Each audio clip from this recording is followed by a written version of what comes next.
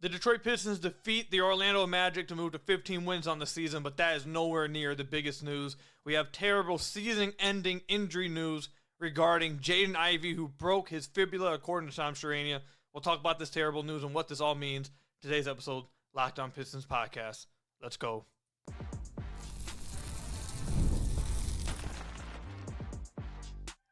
You are Locked On Pistons, your daily Detroit Pistons podcast, part of the Locked On Podcast Network, your team every day. What's the deal? Welcome back to another episode of the Locked On Pistons podcast. Per usual, I'm your host, Ku Cahill. You can find me over on Twitter at Ku Cahill. I want to thank you guys for making Locked On Pistons your first listen of every single day. We're free to available on your podcast platforms. If you haven't already, head to the YouTube channel at Locked On Pistons. Hit that subscribe button. We are on our way to 10,000 subscribers. We are around 800 subscribers away. So if you haven't already, head over there, hit that subscribe button, or you can leave us a 5-star review on whatever podcast platform you're listening to this on. That's another great way to support the podcast. And also make sure you guys are heading over to LockedOnDaily.com, typing in your email, and you'll get a Locked On Pistons daily newsletter along with your Locked On Pistons daily podcast every single day, Monday through Friday. So like I mentioned in the cold open, man, the Pistons did beat the Orlando Magic. And with that win, they did surpass last season's win total one day into the new year. So that right there is great news. Much improved. Team's getting much better. That's good news. Sadly, that's not even close to the forefront of anyone's mind within the Detroit community, because in this win, Jaden Ivey at the end of this game suffered what is going to be a season-ending injury. He suffered a broken fibula. And at the end of this game, real quickly, I just want to say this too. I'm not a doctor, so I'm not going to sit here and try to speculate on his injury. I'll simply say that from everything I've read and what I'm hearing and seeing from doctors that sports doctors that talk about this thing, this was, I guess, somewhat of a, what's the right way to say it? Somewhat of like the best case scenario and a worst case scenario situation, if you get what I'm saying. From what we are hearing right now, and maybe some updates come out, but what we've heard so far is that there has not been any, there was not any ligament damage to Jaden Ivey's knee. That's what the reporting is as of right now. We have not heard anything regarding ligament damage.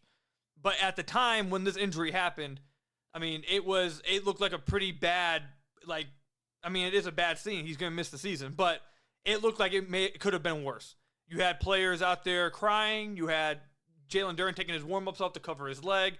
You had people, or the training staff, giving him on a stretcher, carting him off. It was a very tough scene. It was a very, very rough scene, and you saw quite a few players get very emotional right after it. So I think after seeing that scene, everyone was just assuming the worst. I think that was the worst.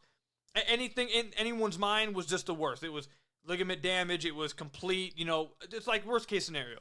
And while, season-ending injury is not good news ever, it appears that it's not as bad as it could have been. That, and again, in a bad situation, it wasn't as bad as it could have been. So for what that's worth, I mean, take that for what you will. And this was reported, by the way, from Shams Charania earlier this morning. I'm recording this on January 2nd. So terrible way for the Pistons to start their new year. Terrible way for, Jaden Ivey to start his new year, who, again, we've talked about it over the last few episodes in the podcast. He started off the season super hot, and then he started to cool down a little bit, but then he missed those few games due to the injury. And then ever since he came back from that injury, he had looked exceptional. So it led a lot of people, including myself, to believe, okay, maybe he was cooling down because he was dealing with this injury. Because ever since he came back, he was playing fantastic. Absolutely fantastic. And in this game against the Magic, he might have been on his way to having his best game of the season. He had 22 points. He had his first 4 threes of the game. He was shooting the lights out, shooting the stripes off the basketball. Was a +9 in this game. 8 of 11 from the floor. He was playing exceptional within this game. And like I just said, he had been playing really well since coming back from injury. He's up to the season, which is what's going to be his final season numbers after this past game against the Magic, shooting 41% from deep. I mean, he had made such big strides as a shooter this year. shooting 46% from the field, 41% from deep on around 5.1 attempts a game. I mean, he was making legit improvements to his game. The shot looked like had looked like it had for real completely come around. I want to get the exact numbers for where he is going to probably end the season now. With his shooting numbers. I'm going to pull Synergy up. As a spot-up shooter this year, he was in the 83rd percentile. On catch-and-shoot jumpers, 92nd percentile. On open catch-and-shoot threes, in the 89th percentile. On off-the-dribble shots, 53rd percentile, which Synergy has it ranked around an average or above average shooter. On all jump shots, 71st percentile. So, was Jaden Ivey the perfect player this year all of a sudden? No, he wasn't perfect. But had he made really damn good improvements, especially to his jump shot? 100%. And he was putting together, I mean, look, last year, after last season, there was question all offseason was, would he be traded? Is he a long-term piece? Can he play next to Cade? There was all kinds of questions this past offseason. And it wasn't just him, it was Jalen Duren too. But if there was anybody this year that was proving that no matter what role it was proving that he would have a role on this team moving forward, that he was proving to be good enough of a role moving forward, that he had improved to that point, it was Jaden Ivey. Jaden Ivey had seemed like he was rounding into form and was really starting to put things together. With averaging a career high 17.6 points per game, he was having a really good season. Career high true shooting percentage, 57%. I believe that's slightly above league average. So, look, this is devastating for Ivey. Again, it seems like that this was not the absolute worst it could have been. And Jaden Ivey is a relentless worker. I believe that he's going to come back 100%, and, he's going to be straight. He'll be all right. He's going to work hard to get back. And he has a good support group around him. His teammates love him. His teammates were, like I said, very visibly shook to this injury. And like I said, his teammates love him. The coaching staff loves him. So he has a good support group. But look, man, there's no sugarcoating this. This is tough. This is absolutely tough for the Pistons. A team that is 15-18, having the best season they've had since 2018-2019, having the type of season after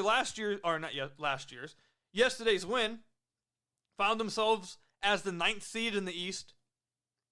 A team that seems to be on its way to a play-in not only because of their own play, but because of how the rest of the teams at the bottom of the East are acting as if, they're ready to just completely blow it up. With guys improving, this was a good season for the Pistons, a good season for the Pistons fan base. And not to say the season can't continue to be well. The season can continue on and be fine. That can happen. But, it definitely makes it harder. It puts a dent into the season, and it's going to suck a lot of the life out of the fan base, as I've already seen. I mean, Jaden Ivey is a beloved player in the Pistons fan base. Trust me, I know. There's a lot of fans that love him. So seeing him go down like this, it's just, especially after just 2 years ago. Just 2 years ago, the Pistons had to deal with Cade going down for the season. So within 2 years, you've had to deal with season-ending injuries to both your guards. Both your starting guards. Young starting guards. So it's just, it's unfortunate, incredibly unfortunate. And just before we wrap up this segment, because I want to eventually get to what could be some silver linings you can try to pull out of this, and if there's any long-term implications of this. We'll talk about the rest of the impact of this injury. But there's two things I want to say. First off, I don't agree with anybody going after Karl-Anthony. He was another player. He was the one that went into Jaden Ivey's leg and caused the injury.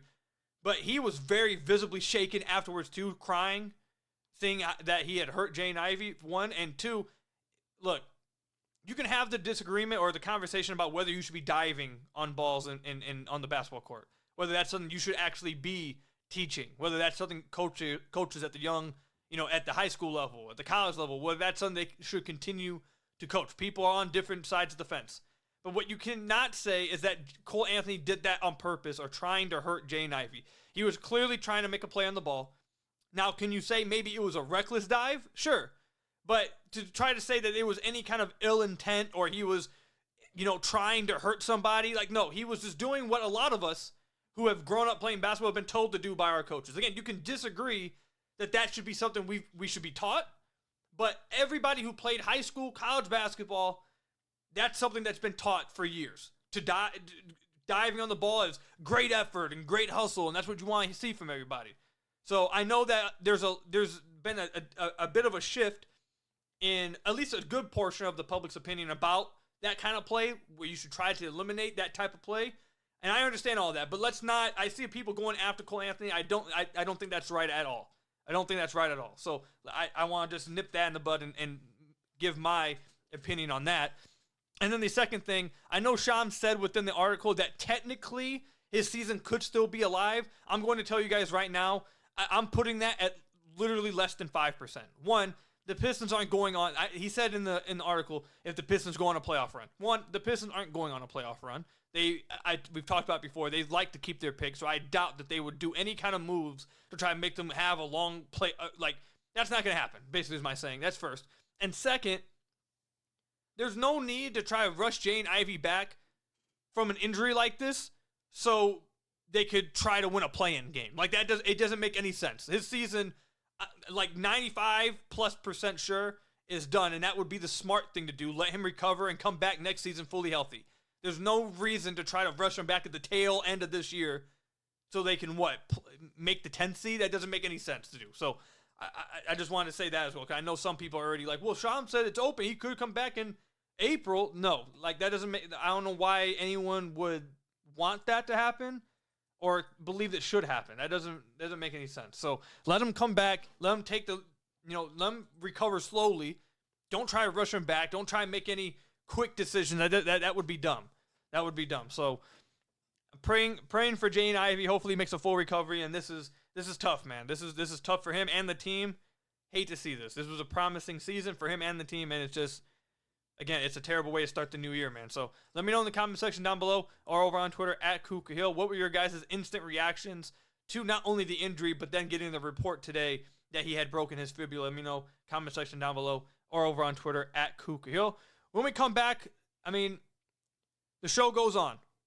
And now we're going to have to talk about what this does. Is there any silver linings? And what's the impact of this injury? We'll talk about that coming up. I love going to live events, whether it's sports, music, theater, or comedy. One of my favorite memories was attending a few Piston games when I was a young kid. I remember my aunt took me to a game, and it was one of my core memories of my childhood. The energy and excitement obviously was unforgettable when Chauncey came back for the Denver Nuggets. But nowadays, I'm a procrastinator. I wait till the last second with everything. Well, Game Time has you saved in that regard. They have last-minute deals all the way up until the very last minute. And also, you can see the view from your seat within the Game Time app. It's the best place to purchase your tickets. And now Game Time has made it even easier to get your tickets for your favorite events with their new feature, Game Time Picks. This feature filters out the fluffs to show you only incredible deals on great seats, so you don't have to waste time searching through thousands of tickets. Take the guesswork out of buying tickets with Game Time. Download the Game Time app, create an account, and use code LOCKEDONNBA for $20 off your first purchase. Terms apply. Again, create an account and redeem code LOCKEDONNBA for $20 off your first purchase. Download Game Time today. What time is it? Game time. So I want to thank you guys again for making Locked On Pistons your first listen of every single day. We are free and available on all your podcast platforms. If you haven't already, head to the YouTube channel @Locked On Pistons. Hit that subscribe button or leave us a 5-star review on whatever podcast platform you're listening to this on. That's another great way to support the podcast. All right, so the show goes on. The season doesn't just stop. The Pistons have to keep playing on. And this does have impact on the rest of this season. And we'll talk about later in the podcast. Does it have any impact long term? But the immediate impact, I want to start off with potential silver linings. And then we can move to other, immediate takeaways. Silver linings here is just like, a few years ago when Cade went down for the season, and we talked about silver linings then, it opens up opportunity for certain players. And it opens up opportunity that wouldn't be there if Ivy was here. And gives them a chance to do what they will with that opportunity. It could go bad. It could go well. It could be a good thing for their development. It could be bad. But this is just an opportunity that would not be there otherwise. So, a few players off the bat that I think this could immediately impact and We'll see if it's in a good way or a bad way. But first off is Asar Thompson. I think if you go back to when Jaden Ivey missed those 2 games a few weeks ago or a week and a half ago, whenever, Asar Thompson was the player that started in his absence. So I'm going to believe, and I think that's the smart, correct decision, is to start Asar Thompson now in the absence of Jaden Ivey. Remember, I told you guys throughout the offseason, based on things I understood, is that if Asar Thompson had been healthy throughout the whole offseason, was allowed to practice and allowed to do all those things, there was a good chance he would have started the season already. When the season started, he would have been a starter. And, oh my God, I just found there is a big spider on my wall, dude. Hold on.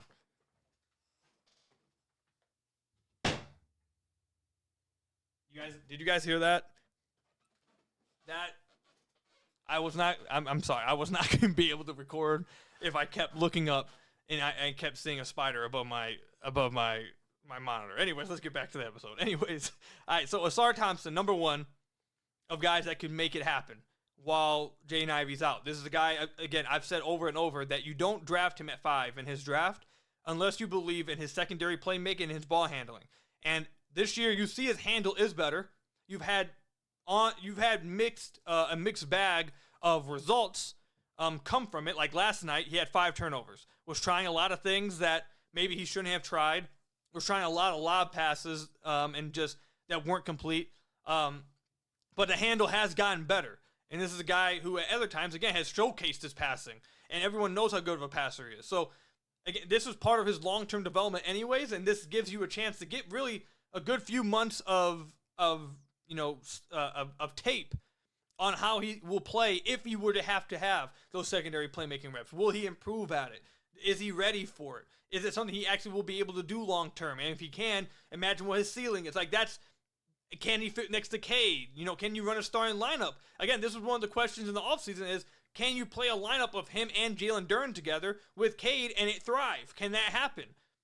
I think we're going to get to see whether that's the case over the next few months. So I think that's the first guy that immediately jumps to my mind that, okay, he's going to have an opportunity here to showcase what he can do and maybe develop through this. So that's the first player, is Asar Thompson. The second player is potentially Marcus Sasser. I want to shout out Bryce Simon of the Pistons Pulse. Obviously, everyone that listens to this podcast should know who Bryce is. He's come on the podcast quite a few times.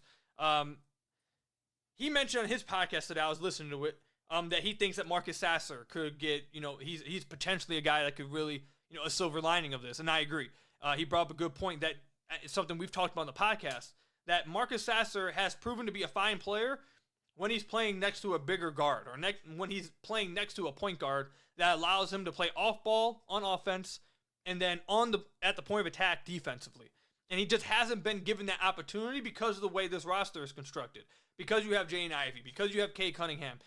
Him being that backup point guard, he's just not that. And that's why he's been out of the rotation. That's why he rarely plays. Because that's just not what he's good at. Maybe you see the Pistons in an effort, you see some coaches do this, maybe in an effort to try to keep Malik Beasley in the 6-man role, to keep Asar Thompson in the off-the-bench role, to keep Ron Holland in an off-the-bench role. They just elevate Marcus Sasser to the starting lineup and say, here you go, you can play off-ball next to Cade, we just need you to space the floor out offensively, and then defensively, now that you're playing with Cade, you can just guard at the point of attack. Maybe that's the route they go. I wouldn't bet on that, but that's certainly an opportunity, and I do think that nonetheless, whether it's through something like that, or just getting more minutes, he's definitely going to get, I think, more minutes now that Ivey's gone, unless they go out, and we'll talk about that in the next segment, whether they go out and make a move, which is possible as well. But if they don't make a move, I definitely think you'll see more of Marcus Sasser in some kind of role now that Jaden Ivey is gone for the season. So that's the second guy. And the third guy is Ron Holland. I don't think that they do this because I don't think Ron fits what they need in the starting lineup, but he does provide scoring. He does provide slashing, and maybe this gives him more minutes and gets to see what Ron can continue to improve on the rest of the year. There are, whether it's Asar, Sasser, or Ron Holland, there are playmaking reps. There are ball handling reps now that are just wide open. There's a ton of reps that are going to have to be filled by somebody. And they all can't just go to Cade. Like, Cade's not going to just take on everything. Jaden Ivey soaked up a lot of the Pistons' usage and a lot of reps on ball. So someone's going to have to take them up. And I don't think it's going to be Tobias. I don't think it should be THJ. And Malik Beasley is giving you all he can right now. Increasing that load, I don't think would be smart. So the guys that really need to step up and take up some of that usage, I think number one on that list will be Asar. Number two is probably Ron Holland. And Ron Holland has continued to get better and better and better as the seasons went on. His finishing around the rim has been great. You see the scoring flashes that he has so far this season already for the Detroit Pistons. Again, a guy who's gotten better it feels like every single season, or not season, every single game, he's gotten better. So far this year, he's in the 60th percentile, finishes at the rim. We know what kind of athlete he is. We know what he can do in transition. We know what he can do at the rim. We know how good of a defender he is. So this is a guy that obviously is extremely young, that they just drafted, is Trajan's guy, and maybe this opens up opportunity for him to go and take advantage of some open opportunity and more ball handling reps. But those are the three guys I think this will directly impact. As far as what will the starting lineup look like, I mean, there's a lot of things to talk about from this injury, but, to keep it short, because I don't want to go on forever here, I think the starting lineup should be Cade, Malik Beasley, Asar Thompson, Tobias Harris, and Jalen Duren. I think now with Ivey out, who was one of your best floor spacers at 41%, you have to have the best shooter now next to Cade, I think, and that's Malik Beasley. So I would put Malik Beasley in the starting lineup. We've long talked about how their point of attack defense has been horrible and it's held the starting lineup back, how bad the starting lineup has been because of that. Asar Thompson fixes that. You start Asar, you bring in the best shooter off the bench, so you keep that spacing with Cade, Malik Beasley, and Tobias, and you get to see, can Asar take on that secondary playmaking role? Can Asar and Jalen Duren work together in the half court offensively? And does Asar Thompson, I think everyone would agree with this, does he fix your point of attack defense? Yes, he would. So I think that solves everything. You get the spacing back into the starting lineup, you can solve the point of attack defense, and then you also get to find out, can Asar handle the secondary playmaking reps? I think that's the starting lineup I'd go with. I think they're probably going to go with Cade, Asar, THJ, Tobias, and Jalen Duren, but I think that would be a mistake. I think now with Ivey out, you need Beasley next to Cade. I think that's a must. If anything, I think that is an absolute must, to be honest. I think you got to get Malik Beasley in with Cade, and I'd start Asar instead of THJ. Going Cade, Beasley, THJ, Tobias, I mean, that would just basically be punting on defense. You're going to give up 140 every 100 possessions. Like, you would be punting. I don't think they do that. So my starting lineup would be Cade, Beasley, Asar, Tobias, Duren. So that's what I'd do. Let Asar have the secondary reps, and you get the spacing from Malik Beasley and Tobias Harris. So, and then you keep spacing off the bench as well with THJ, Isaiah Stewart, and then you get Ron Holland, and you give Marcus Sasser minutes. So that's what I would do. Let me know in the comment section down below what starting lineup you guys think the Pistons should now run out there, and who do you think this opens up the most opportunity for, and who are you most looking forward to taking advantage of this opportunity now that's been opened up due to this unfortunate circumstance? So let me know in the comment section down below or over on Twitter at Kuka. When we come back, is there any long-term implications of Jaden Ivey's injury, of his season-ending injury? We'll talk about that coming up.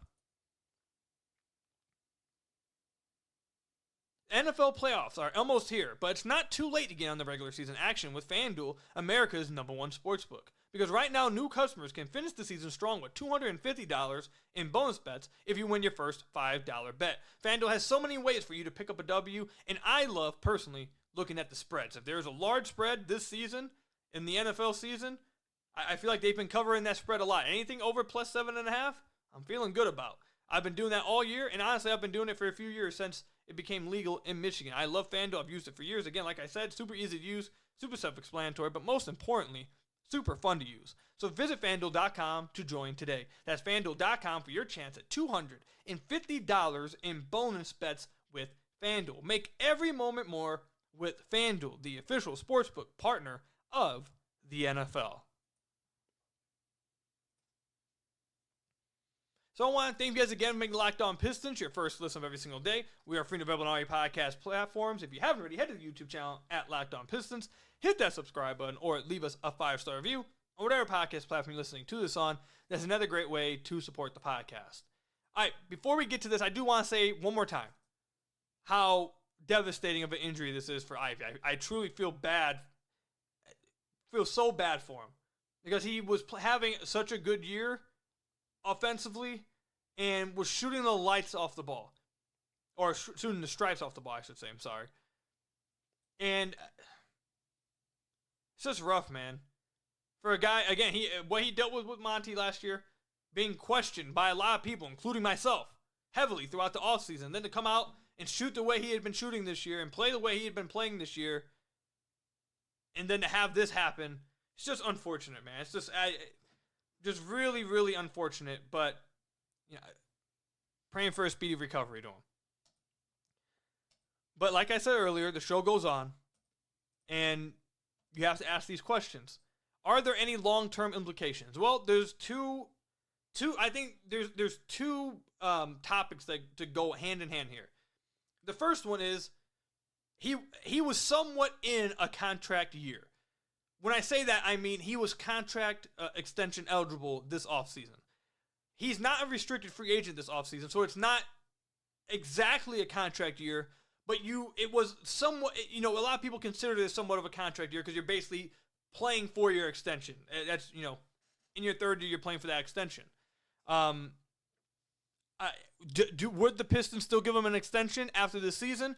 I think that's a question that is going to be asked by a lot of people, and we'll find out after the year. I think probably what this now does, what you're probably going to see happen, which I think is the smart route to go. I mean, I think it's also smart by Jaden Ivey as well to do this. I think what's going to happen is they're not going to give him an extension this offseason, and they're going to want to see him be fully healthy, what he looks like at full strength next season, and then they'll just re-sign him either before restricted free agency, or they'll just match any offer for him in restricted free agency. I think that's absolutely the smartest route by the team, and I think that would be the smartest route by Jaden Ivey as well, because after an injury like this, when you miss the whole season, I don't believe any team would be giving you top dollar extension anyways. So he would probably be offered a team-friendly deal after this year anyways. I'm sure he probably wouldn't want to take that. I think the smartest route by both sides would be to help him get to full strength, help him get to 100%, help him get absolute 100% ready for the start of next season, for training camp, all of that stuff, and let him play how he played this year, next year, and then you give him that big contract that he wants, that he's going to ask for. You give him that now as well. And then not only does that give the team more security, more a better level of understanding, more comfortability, it also gives Ivy a better I think that's very clearly the route that's going to happen here. I think it's the smart option for both sides. That's one. Oh, we just got a PR statement on Jaden Ivey. I want to read this PR statement because I just want to see if they say if there's any ligament damage. They said Jaden Ivey underwent successful surgery this morning at Henry Ford Hospital to repair a broken fibula in his left leg. The injury occurred in the fourth quarter of last night's game against Orlando. Ivey will be reevaluated in 4 weeks, and the team will provide additional updates as appropriate during the recovery and rehabilitation process. All right, so, I mean, I want everyone to understand, being reevaluated in 4 weeks does not mean he will be back in 4 weeks. Too many people get that confused. Reevaluated will mean that they will give another update in 4 weeks. Now, even with that said, saying you'll give another update after 4 weeks does feel rather soon. So, I mean, maybe, again, I'm going to tell you guys right now, I would be heavily shocked if you would have Jaden Ivey return this year after a broken fibula in January. I think that would be, I'm just going to come out right now and say it, I think that would be incredibly irresponsible. There's no reason to rush him back in a season like this. It's not like they're competing for a championship. It's not like they're competing for playoff wins this year. What very likely is a season where you want to keep your pick and one of your high prospect guards has suffered an injury like this. I think it would be incredibly irresponsible to try to rush him back this year. That's just my opinion. And I will say this. I don't think that I don't think this statement is them saying they're trying to rush him back. I think this is just them letting you know you'll get another update in 4 weeks. And so I wouldn't want to read anything deeper into that. I'm just going to say I'll make my stance very clear from the get-go. I think it would be irresponsible if he did come back this year. I don't think it makes sense. I think it would be irresponsible. Be cautious. Be safe with it. You're not losing anything this year. Just in the best interest of Ivey, let him get the rest of this season and the offseason to get back to full strength and work on his game and be like, I don't know. That's just where I stand, but. And if you look up, like, okay. Now they got me doing sidetracks, side missions in the middle of the podcast.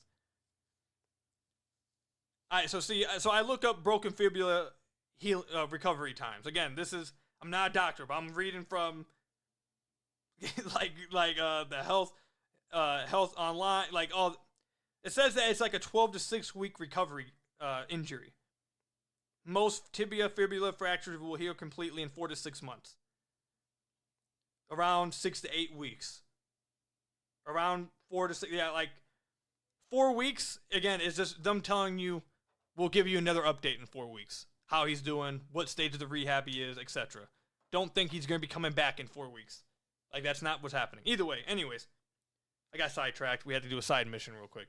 On the next thing that comes up, that's a long-term, I guess. I don't even think it's really a long-term implication. It's kind of a short-term one.